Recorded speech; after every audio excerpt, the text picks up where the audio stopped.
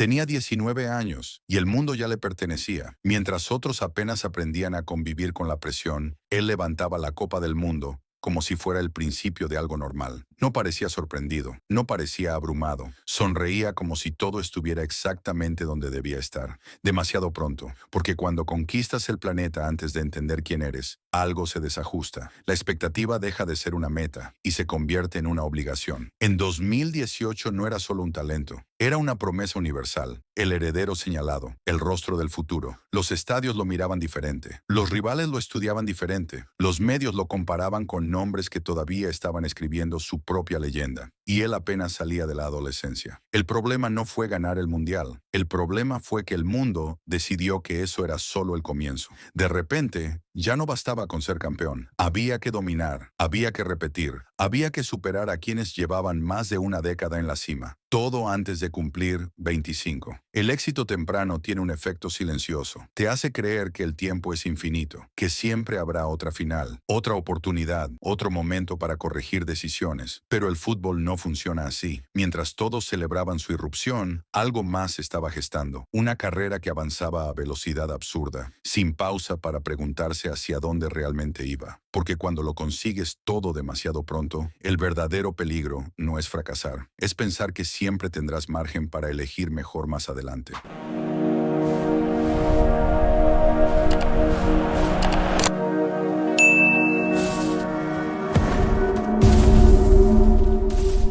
Quedarse parecía lo correcto. El proyecto giraba alrededor de él. El club lo presentó como el centro del futuro. Contrato histórico, poder dentro y fuera del campo, la ciudad rendida a sus pies. ¿Cómo decir que no a eso? No era solo dinero, era control. Le prometieron un equipo construido a su medida, influencia en decisiones deportivas, la sensación de que no sería uno más, sino el rostro absoluto del proyecto. Y durante unos meses, esa decisión se sintió como una victoria. Muchos la interpretaron como lealtad, otros como ambición, algunos como orgullo, pero en el fondo era algo más simple. Quedarse era seguro. Cambiarlo todo implicaba riesgo. Irse significaba empezar de cero en un vestuario con jerarquías marcadas. Competir por espacio, ganarse el respeto en un entorno donde la historia pesa más que el nombre en la camiseta. Quedarse evitaba esa batalla, pero hay decisiones que te protegen y al mismo tiempo te limitan, porque mientras el club reforzaba su imagen alrededor de él, en Europa la narrativa no cambiaba. Cada temporada traía la misma pregunta: ¿puede este proyecto sostener la presión real? Y cada eliminación en Champions dejaba una sensación incómoda. No era un fracaso escandaloso, era algo peor, era repetición. La elección que parecía lógica empezaba a sentirse estrecha. El foco ya no era solo lo que ganaba en Francia, era lo que no estaba logrando fuera de ella. Y lo que al principio fue estabilidad, comenzó a parecer estancamiento, pero esa duda todavía era pequeña, apenas un murmullo, un pensamiento que podía ignorarse, al menos por un tiempo. La primera grieta no fue una derrota escandalosa, fue una sensación, una noche europea más, himno, expectativa, promesas de que este año sí, y durante 60 minutos todo parecía bajo control. Velocidad, desborde, gol, el guión perfecto, hasta que dejó de serlo. Un error, una desconexión, 5 minutos de caos, y otra vez esa imagen conocida, rostros tensos, miradas perdidas,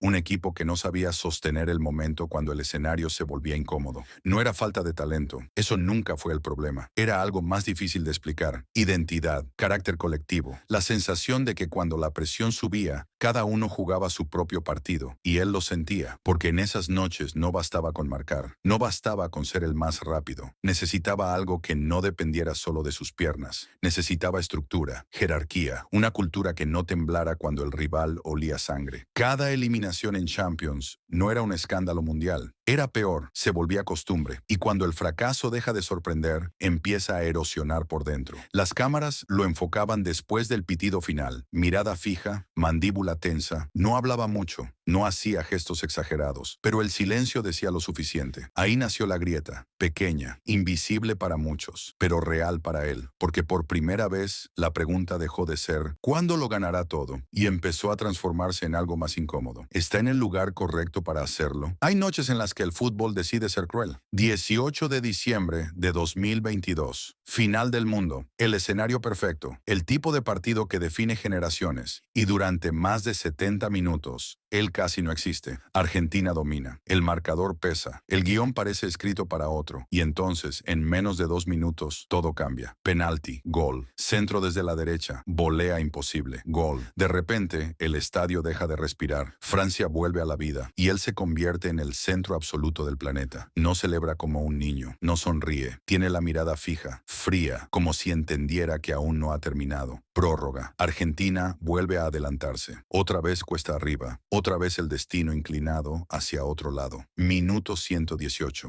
Mano en el área. Penalti. Camina hacia el balón sabiendo que el mundo entero está mirándolo. Sabe lo que significa. Sabe que un error lo convierte en villano. Sabe que marcar lo convierte en algo histórico. Gol. Hat-trick en una final del Mundial. Algo que casi nadie ha visto en su vida. Algo que debería ser suficiente para escribir la historia perfecta. Pero el fútbol no siempre respeta la lógica. Tanda de penaltis. Tensión absoluta. Silencio denso y al final, derrota. Se arrodilla. No hay lágrimas exageradas. No hay gestos teatrales. Solo una expresión difícil de leer. Acaba de hacer lo imposible. Y aún así, no fue suficiente. Ese fue el momento que nadie vio venir, porque hasta entonces parecía que su talento podía doblar el destino, que, si el partido se rompía, él lo arreglaría. Esa noche entendió algo distinto, que puedes rozar la perfección y aún así salir sin el trofeo. Y cuando el mejor partido de tu vida termina en vacío, algo dentro cambia para siempre. Hay decisiones que te acompañan en silencio. No hacen ruido al principio. Se celebran, se justifican, se explican en ruedas de prensa con frases medidas, pero con el tiempo pesan. En 2022 tuvo la puerta abierta. No una insinuación, no un rumor, una puerta real. El club que domina Europa lo esperaba. El escenario que convierte promesas en leyendas estaba listo. Y dijo no. En ese momento parecía un acto de convicción. Fidelidad al proyecto, confianza en lo que estaba construyendo, incluso orgullo. No quería que lo vieran huyendo hacia algo ya hecho. Quería ganar donde aún no se había ganado. Sonaba noble, pero el fútbol no evalúa intenciones, evalúa consecuencias. Después del Mundial, tras ese hat-trick que no bastó, la decisión empezó a sentirse diferente. Ya no era solo me quedo, era renuncié a algo. Cada eliminación europea reactivaba la pregunta. Cada comparación con quienes sí competían por todo la reabría. No en público, en privado, porque cuando eliges estabilidad sobre riesgo, lo aceptas todo. También el límite. El peso no era mediático, era interno, era imaginar escenarios alternativos. Era pensar cómo habría sido aquella final continental con otra camiseta. Era preguntarse si el siguiente escalón estaba justo en el lugar que había rechazado. Nadie lo decía en voz alta, pero el contraste crecía, y lo más incómodo no era haber dicho que no, era empezar a sospechar que tal vez el momento correcto ya había pasado. Porque en el fútbol, las oportunidades históricas no esperan, y cuando vuelven, nunca son exactamente iguales. El desgaste no empezó con una lesión, empezó con la expresión. Las sonrisas amplias del 2018 ya no eran tan frecuentes, las celebraciones eran más contenidas, menos euforia, más descarga, como si cada gol liberara algo acumulado. Messi se fue, Neymar también. El proyecto cambió de forma otra vez. Nuevas promesas, nuevo discurso, mismas preguntas en Europa. Y él seguía siendo el centro, pero ser el centro cansa. Cada derrota se analizaba bajo su nombre. Cada tensión interna lo señalaba indirectamente. Cada temporada comenzaba con la misma narrativa. Ahora sí es su equipo, y cada final europeo repetía la frustración.